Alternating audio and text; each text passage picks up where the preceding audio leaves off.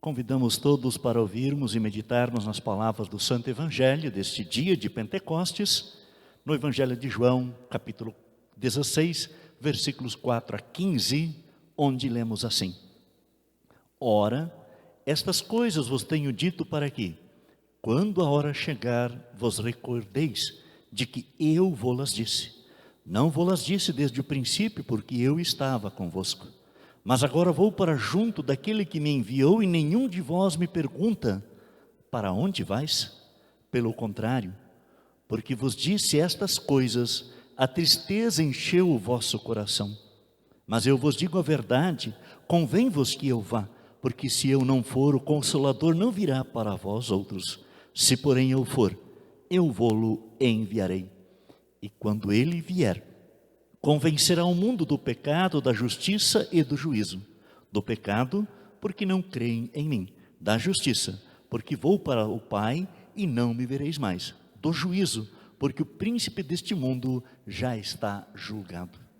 Tenho ainda muito que vos dizer, mas vós não o podeis suportar agora. Quando vier, porém, o Espírito da verdade, ele vos guiará a toda a verdade. Porque não falará por si mesmo, mas dirá tudo o que tiver ouvido e vos anunciará as coisas que hão de vir. Ele me glorificará, porque há de receber do que é meu e vô-lo há de anunciar. Tudo quanto o Pai tem é meu.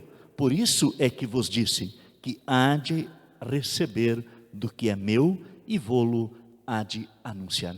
Que Deus, Pai, Filho e Espírito Santo, nos acompanhe em nosso meditar hoje sobre o tema Creio no Espírito Santo. Existe uma realidade espiritual? O Espírito Santo existe? Quem é o Espírito Santo? Qual é a sua importância para a nossa vida?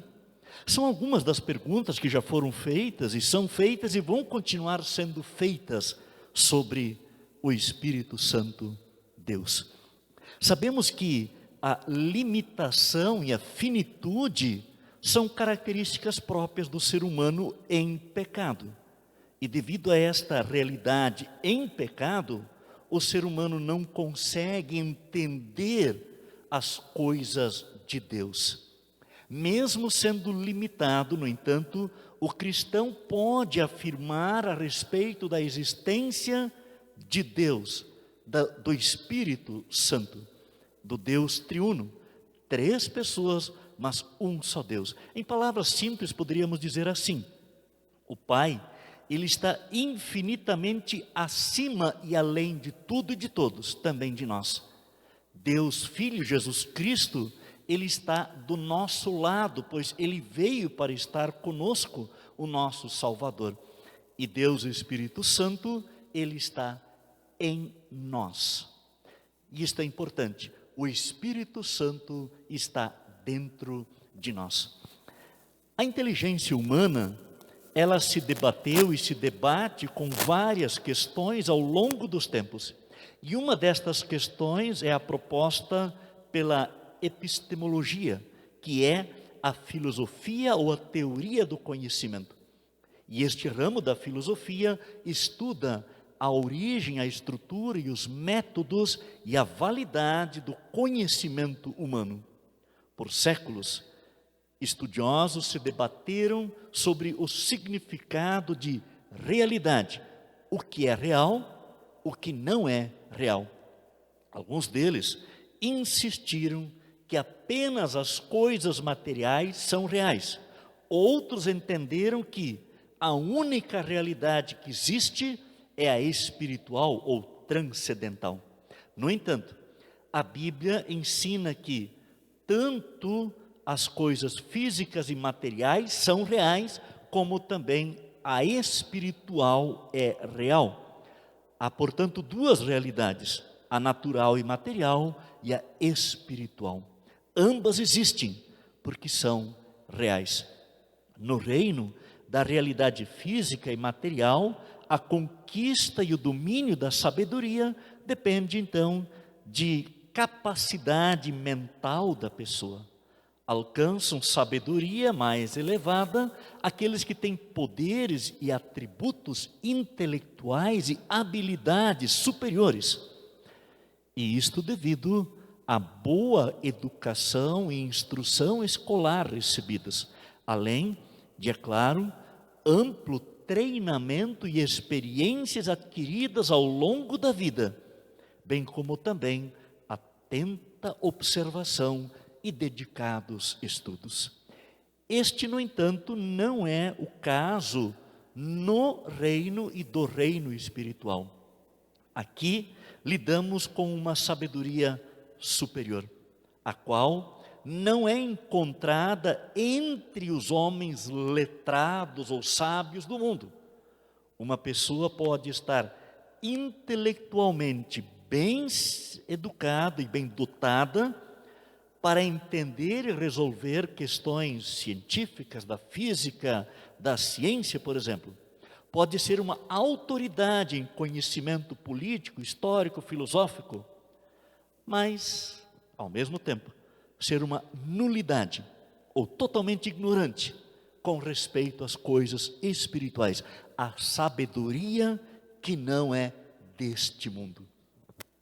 E uma elevada inteligência e uma boa educação secular, de maneira nenhuma, são impedimentos para alguém adquirir a sabedoria espiritual, mas não são garantia ou condição indispensável para obter o conhecimento espiritual. Quando Deus, em sua misericórdia, revelar a sabedoria que é lá do alto, então os sábios deste mundo reconhecerão que, anteriormente a isto, eram apenas cegos e tolos em questões espirituais.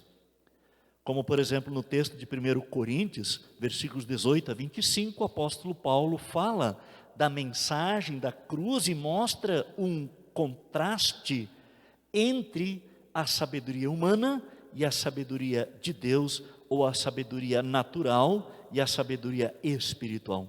E ele conclui o texto dizendo: porque a loucura de Deus é mais sábia do que os homens. É isto: conhecimento espiritual, perspicácia espiritual, vida espiritual são reveladas pelo Espírito Santo de Deus. E então, entendemos as verdadeiras palavras de Deus quando cremos em Cristo, quando o Espírito Santo nos dá esta sabedoria que vem do alto. Porque Deus agiu em nós com o Espírito Santo, capacitando-nos para isto. Por isso Paulo diz que ninguém pode dizer Senhor Jesus se não for pela ação de Deus Espírito Santo. 1 Coríntios 12, 3. Conhecimento e perspicácia espiritual são dons, são presentes de Deus Espírito Santo. Conhecemos e cremos em Jesus somente porque o Espírito Santo interveio em nosso mundo, em nossa vida, e então Ele mora em nós, e é o poder espiritual em nós, e somente assim somos capazes de crer e viver a fé em Jesus, o nosso bendito Salvador. Aliás, como é bom que Jesus prometeu e enviou o Espírito Santo. Ele disse: e eu rogarei ao Pai, e Ele vos dará outro Consolador, o Espírito Santo, a fim de que esteja para sempre convosco. João 14, 16.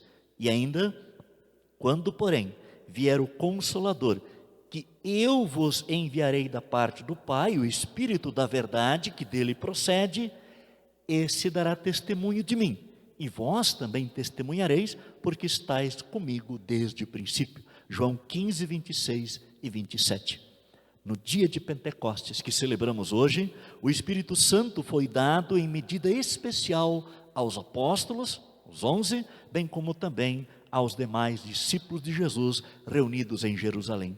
E a partir de então, eles testemunharam vigorosamente, e a igreja cristã cresceu no mundo todo.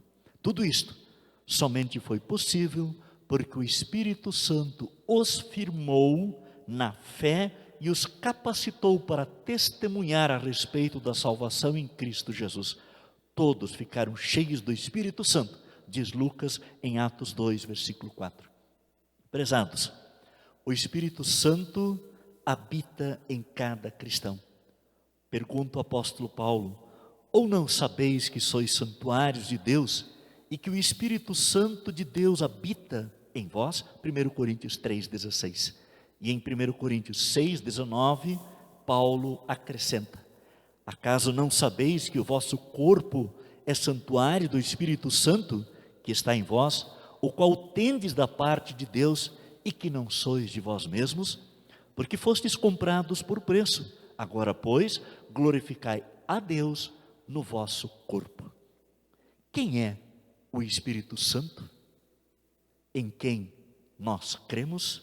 Ele é Deus como Pai, é Deus. Ele é Deus como Filho, que é Deus. São, portanto, três pessoas, mas um único e verdadeiro Deus. O Pai é Deus e que Jesus Cristo é verdadeiro Deus. A divindade do Espírito Santo também é claramente ensinada na Escritura Sagrada. Por exemplo, em Atos 5, versículo 3, o apóstolo Pedro, falando para Ananias, diz: Ananias, por que encheu Satanás teu coração para que mentisses ao Espírito Santo? E no versículo 4, Pedro diz: não mentistes aos homens, mas a Deus. Deus, Espírito Santo, portanto. Compartilhe ainda algumas reflexões a partir do Catecismo Menor de Lutero. Lutero pergunta na pergunta 178, quem é o Espírito Santo? E ele mesmo responde dizendo: o Espírito Santo é a terceira pessoa da Santíssima Trindade, verdadeiro Deus, como Pai e como o Filho é Deus. E na pergunta 173, ele pergunta: por que se chama ao Espírito Santo? E ele responde da seguinte forma: o Espírito Santo, ele é santo em si mesmo. E ainda, por isso mesmo, ele nos santifica, levando-nos à fé em Jesus e a pessoa e a obra salvadora de Cristo Jesus. Na pergunta 180, Lutero pergunta: com que palavras confessas que a santificação não é obra tua? Diz ele: creio que por minha própria razão ou força não posso crer em Jesus Cristo, meu Senhor, nem vir a Ele. Portanto, tem que ser obra do Espírito Santo. E na pergunta 181 ele pergunta: por que crês que por tua própria razão ou força não podes crer em Jesus Cristo, nem vir a Ele? E ele responde: creio, segundo a Escritura, que por natureza sou espiritualmente cego, morto e inimigo de Deus.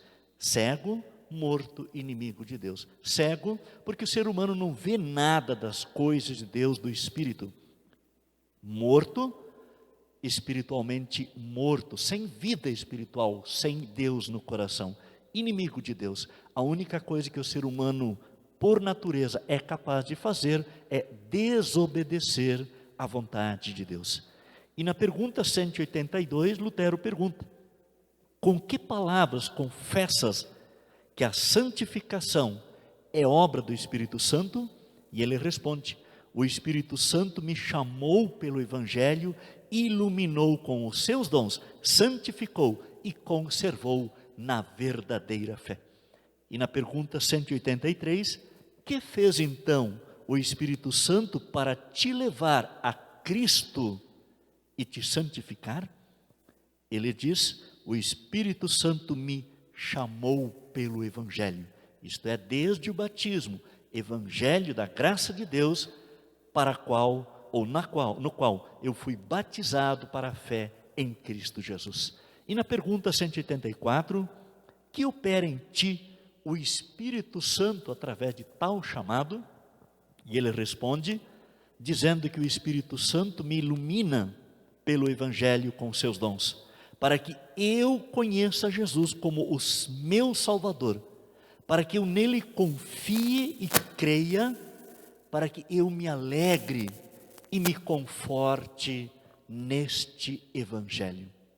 Que gostoso ouvir isto, para que eu me alegre e me console na fé em Jesus, o meu Salvador. E na última pergunta que eu compartilho, pergunta 185, o que mais te fez o Espírito Santo? E Lutero responde, o Espírito Santo me manifestou o Espírito Santo me santificou na verdadeira fé. Isto é, pela fé, me renovou o coração e me dá forças para lutar e para a vitória contra o diabo, o mundo e a carne, bem como para eu viver piamente e praticar boas obras, ou para eu viver de uma vida santa, santificada pelo Espírito de Deus que é santo, e eu viver agora na fé, na prática do amor, na vida diária. Prezados, em outras palavras, o Espírito Santo é nosso consolador, como diz Jesus, orientador. Ele é aquele que me guia na minha fé e vida cristã. Deixemos que o Espírito Santo então nos guie em toda a verdade e a toda a verdade, que é Jesus, o caminho, a verdade e a vida, para então viver a nossa vida em Jesus, mediante a fé, na prática do amor a Deus e do amor para com o próximo, na prática da fé e vida cristã no dia a dia. Deixemos que o Espírito Santo governe o nosso ser e o nosso viver, para a honra e glória de Deus, para o crescimento do seu reino e para a edificação de todo o povo na fé em Jesus, o Salvador. Eu creio no Espírito Santo, que é santo, enviado de Deus, o nosso Pai, para ser consolador, para ser guia, para ser nossa companhia em todo o viver cristão. Amém. Oremos. Santo Espírito, enche a minha vida, pois por Cristo eu quero brilhar. Santo Espírito, enche a minha vida, pois a todos queres tu salvar. Santo Espírito, enche a minha vida, quando aos outros de Cristo eu falar.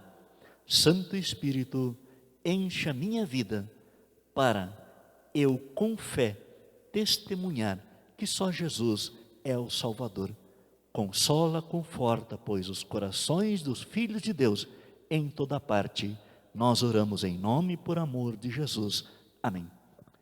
Que Deus Pai, Deus Filho e Deus Espírito Santo abençoe e guarde a todos agora e sempre. Amém.